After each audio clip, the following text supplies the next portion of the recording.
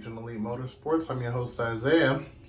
And today we are going to put in some Mirage work. So that's going to include the upper glove box, brake master, and strut bar. So let's dive in. Okay, so today we are removing that airbag to put in this upper glove box. So that's going to come out really nice. So first thing we need to do, take down the glove box, empty it out, which I already did. Squeeze here, pull that down, squeeze here, boom, just like that. Then you want to make sure, of course, the battery is disconnected. That is very, very, very important. And then we're going to take off one screw, two screw, and then I believe there is a couple screws on the side, and that's it. So let's take these loose.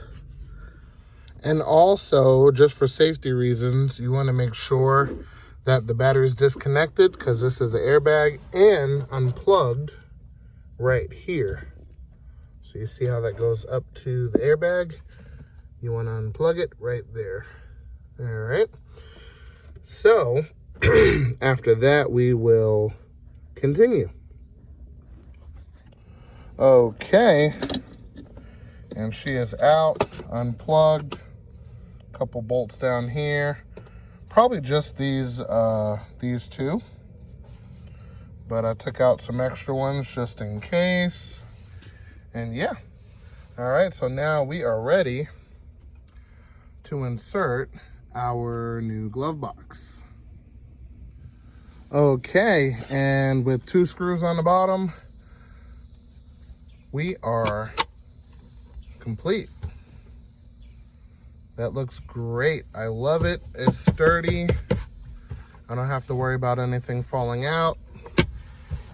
And this matches this. Perfect, perfect.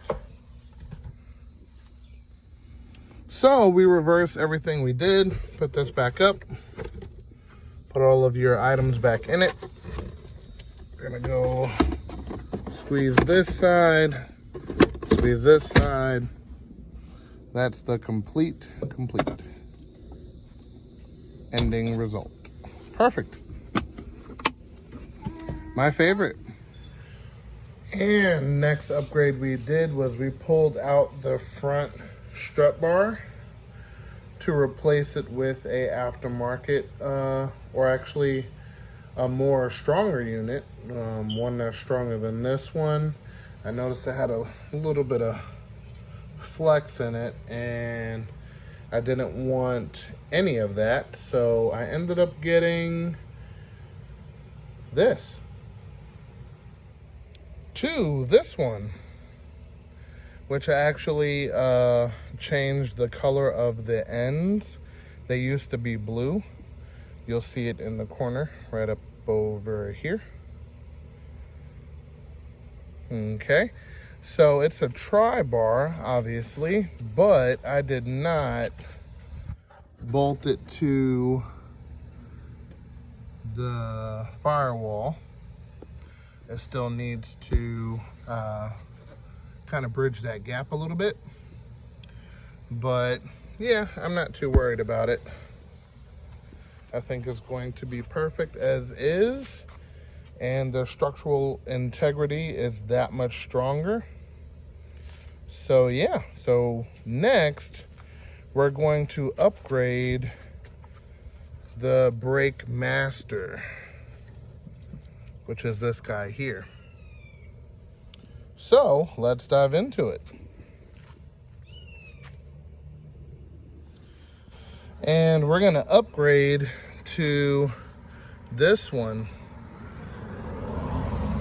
As you can see, it looks pretty much identical as far as the fittings and everything. and the plug and the cap. But this is actually an upgrade. This is from a 94 Mitsubishi Diamante. So the actual diaphragms in here are bigger than this one. So what we're gonna do is we're going to install this one, but we're going to take off the intake, get the pipe wrench fittings, and yeah, basically swap it out. So yeah, it should be pretty simple. We got some 10 millimeters here and here. We have a plug right over here. All right, so we disconnect that and plug in the new one. And then we have some 12 millimeter there and there. And then that should be it.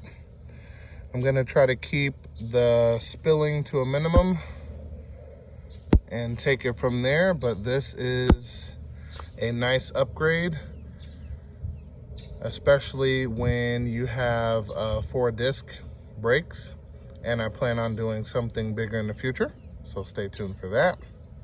So let's get to it. Okay, so the old one is out, and as you can see, side by side, this one is way bigger. So we're definitely going to install this right now. Goes in the same way it came out, and let's put it in. Okay, and just like that, it is in. Okay, so make sure you, after you tighten everything up, you hit it with some throttle body cleaner or brake cleaner to dissolve the brake fluid that's sitting on the outside. And then after that, you could read your cap. Tells you what type of brake fluid to use. I'm gonna go with .4 and take it from there. And everything else here is looking good. It has a screen in there to filter out any impurities. So I'm gonna grab my funnel and my .4 and fill it up.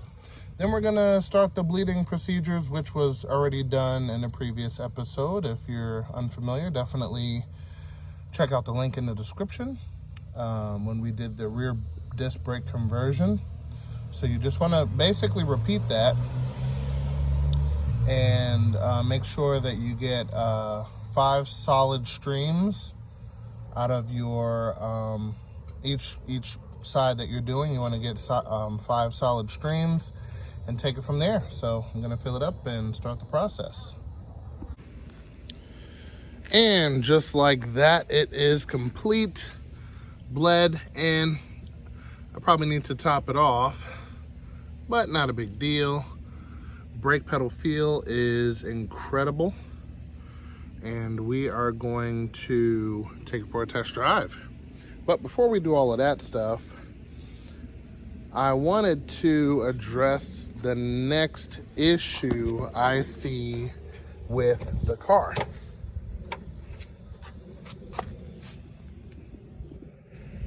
These seats, I have no support. It has a hole in it. They're pretty much crap. So I'm gonna take these out, and we're gonna actually add in, you know, something a little bit more grippy, something a little bit more useful to serve the purpose. Hopefully, depending, this might be a track car, who knows? But can't do it in these, so let me show you what we can do it with.